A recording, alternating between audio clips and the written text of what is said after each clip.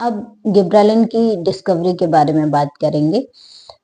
तो देखिए, डिस्कवरी के बारे में मैंने पहले भी बताया था कि जो फाइटो हार्मोन है, इनकी एक्सीडेंटली ही डिस्कवरी हुई थी। ऐसा नहीं पता था साइंटिस्ट को कि ये फाइटो हार्मोन की डिस्कवरी करनी है। बस लैब में काम कर रहे थे और एक्सीडेंटली क्या हुआ, इनकी डिस्कवरी हो गई। अब गिबरेलिन की डिस्कवरी से भी रिलेटेड एक स्टोरी है और इस स्टोरी में कुछ कॉमन जो प्लांट हैं इनको याद रखना है।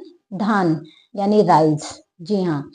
तो क्या था कि बहुत पहले जापान में एक डिजीज हो रही थी और इस डिजीज का नाम था full seedling disease of rice.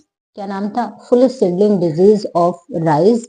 इसे बकाने डिजीज भी कहा गया।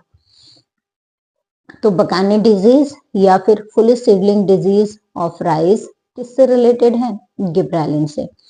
अब क्या हुआ कि जब ये जापान में ये डिजीज हो रही थी तो कुछ साइंटिस्ट ने, कुछ वैज्ञानिक ने इस डिजीज को देखा, ऑब्जर्व किया और उन्होंने क्या किया, उन्होंने इस डिजीज से सैंपल लिए।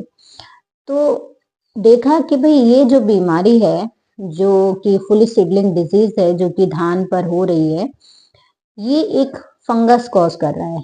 कौन कॉज कर रहा है? कौन है इसका पैथोजन? एक फंगस है।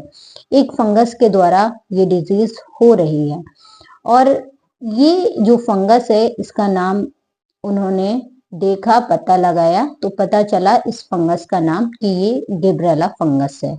ठीक है।